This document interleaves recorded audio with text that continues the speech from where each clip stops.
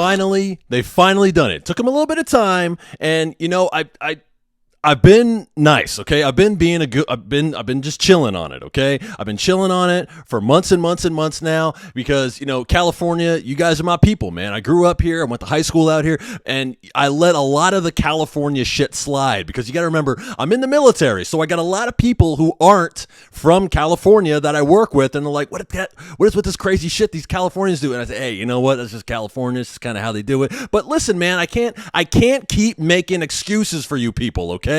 So I'm fine. I'm gonna have to put you on blast now because you know why? Because you finally invaded the last stronghold. You invaded my place of zen and peace, and I don't fucking appreciate it. And I'm talking about these goddamn dogs, man. Listen, I love dogs. I'm a dog lover. Okay. Well, I mean, I'm not really a dog lover. I mean, I love my dog. I don't really give a shit about your dog. I don't know if that makes me a dog lover or not, but I do love dogs. Okay. I love the general concept of having a dog as a pet, but why do you people have to bring your fucking dogs everywhere you go? I'm on the look. I just got back from the gym about an hour ago, and I've been haranguing my wife about this. So now she got tired of it. She slammed the door on me. So now I'm haranguing you people about it, okay? Listen, I'm on my way out of the gym. I'm leaving, okay? The testosterone is starting to kind of dip a little bit. I'm coming back to, stable. I'm on my way out of the gym, and this fucking bitch walks in, and at the end of it, some lady's holding a leash. Why the fuck do you have to bring your German Shepherd, a full-sized German Shepherd, looks like a fucking police dog, into the gym? Why do you have to bring him into the gym? Look, and I know the excuse everybody's going to use, like, oh, it's an emotional support animal. It's an emotional support animal. Come on, man. You got to bring it into the gym for emotional support. You can't do 45 minutes of whatever the fuck you do in the gym. You can't do 45 minutes of crunches or 45 minutes of, really just sitting on the equipment and texting your homegirl, #workout. You can't do that for 45 minutes without your fucking dog? Seriously? And look, man, I've been keeping my mouth shut.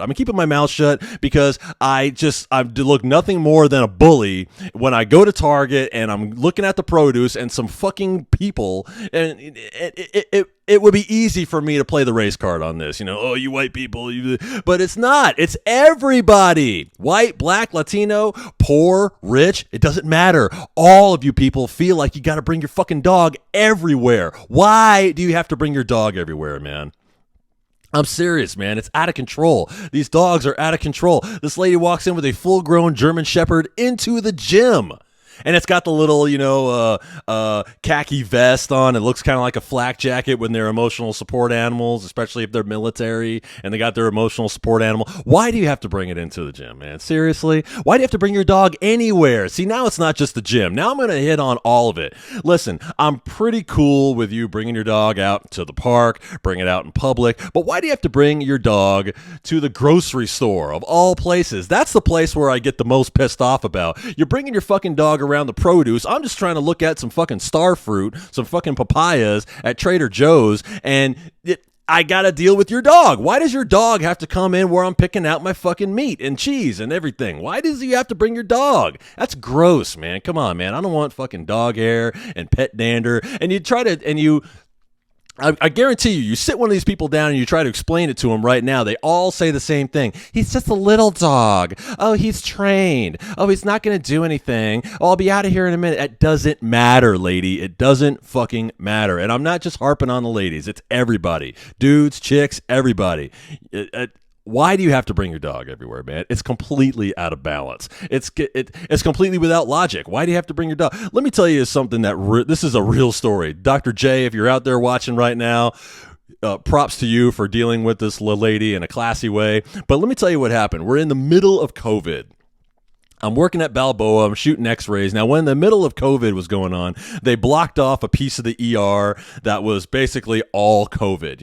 If they thought you had COVID and you were inside the building, they had you cordoned off in this little spot, and it actually worked out pretty good. I mean, we had to keep on putting on our PPE and everything, but it was a pain in the ass. But, we would go down there and we would shoot usually just a chest x-ray. So we go down there. They call me. I go down there, and as soon as I get in, I got all my, gear on, so it's hard to hear in that thing. But even over that, I can still hear this little lady just screaming at this doctor or somebody. So I go in there, and Dr. J, who's cool as shit, man. Dr. J is super chill.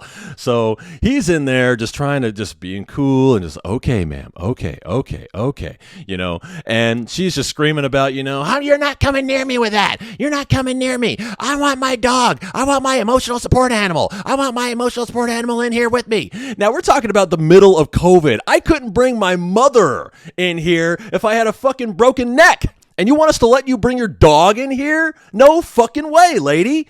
And this lady's just screaming about her dog because we have to COVID test her. So apparently what happened with this lady is she was brought in on a 5150, but a neighbor basically called. A 5150 is basically a concern that someone might hurt themselves. It's air quote suicide watch, but they might hurt themselves or somebody else. So a neighbor called her. Apparently it's not the first time she's been brought in on something like this, but she comes in and she's just fucking hysterical. So she's in here. Dr. J is trying to talk this lady down, and she just will not get a COVID test without her dog there with her. And Dr. J is explaining to this lady for the third fucking time since I've been standing there, ma'am, we're not going to let you bring your dog in here. I'm sorry. But if you want to get out of here, which is what you seem to want, you're going to have to get a COVID test. That's just the way it works. You've been admitted. I can't just let you go because you didn't bring yourself to the hospital. The police brought you to the hospital, or they strongly suggested you go to the hospital, or they were probably going to arrest you, which is probably what happened. So I can't just let you go. You have to get a COVID test before you can leave. And he's trying to explain this a lot nicer than I am. And this lady will just, I want my dog in here. I want my emotional support animal in here right now, or I can't do it because I'll freak out. I'll pass out. I'll have a seizure. You got to be kidding me with this, man. I knew this emotional support animal stuff was bullshit when my therapist talked about it. My therapist, incidentally, if you're not in therapy, you probably should be. But if you don't think you need therapy, just go for the humor in it, man. We got a therapist right now who's fucking hilarious. She's this old lady who just is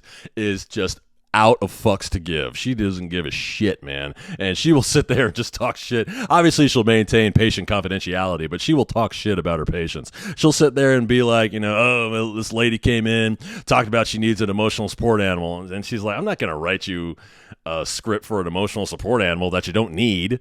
And I'm like, well, why do these people come in so often for emotional support animals? And she's like, oh, just because they love their dog and they're afraid that someone's going to steal their dog if they leave him at home. Or someone just came right out and told me, like, well, if I leave the dog at the apartment, they'll pee on the floor and my landlord is going to charge me extra.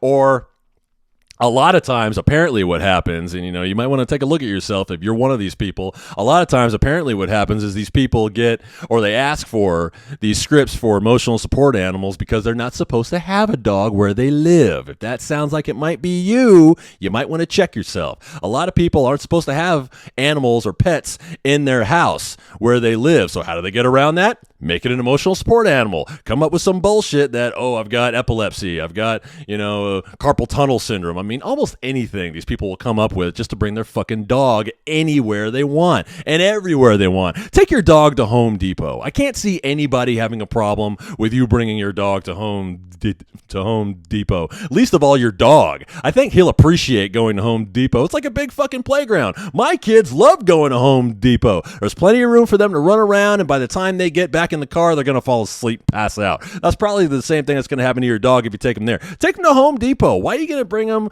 to, Trader Joe's? And I'm not making fun of people here, man, but I'll tell you something. Trader Joe's, I don't know, man. Some of the people, the more colorful people at Trader Joe's, love to bring their dogs there. And you know what? And if you live in California and you know what it's like out here, no one is going to contest you bringing your dog to a grocery store or anywhere, because the first thing they're going to do, because we're Californians and we got to get it on video, they're going to pull out their phone and say, this person is harassing me. I have my emotional support animal here and I need meet him, and this person I mean, God bless these people who work at these stores, because what can you say to them? You can't say anything to them. All you can say is, ma'am, we can't let you bring your dog in, and they're going to counter with it's an emotional support animal. That's HIPAA. You can't ask to see proof that it's an emotional support animal. You just have to take them at their word. And if you say no, we're not going to serve you, or you can't come in here with that dog because there's food in here and, people don't want that. All they're going to do is they're going to pull out their phone, record you, call the police, make it a big scene, and then, now everybody sees this big scene that's going on, and the people who agree with them that they should be able to take their dog in are going to basically blacklist you and blackball you, and now you have a problem, especially if you're a small business owner. You have no choice. You have to let these people in with their dogs, otherwise you're going to get blacklisted and your business is going to sink.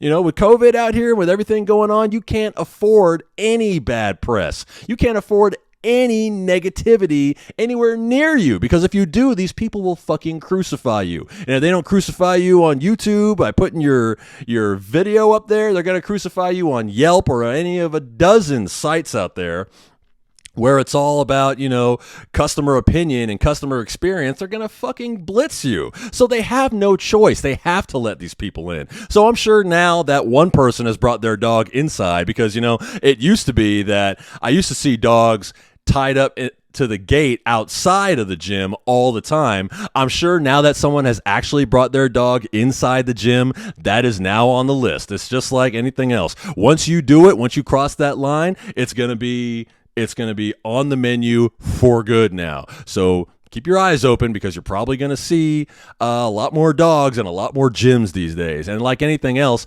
it's not going to change unless something bad happens. So if somebody gets bit or they take a leak on something and somebody slips and breaks their neck, now, maybe we should stop that. Well, and there's nothing that they can do about it right now. It's an emotional support animal. I don't know all the legality that goes with emotional support animals, but I do know that a lot of people milk that system and milk it to basically get what they want.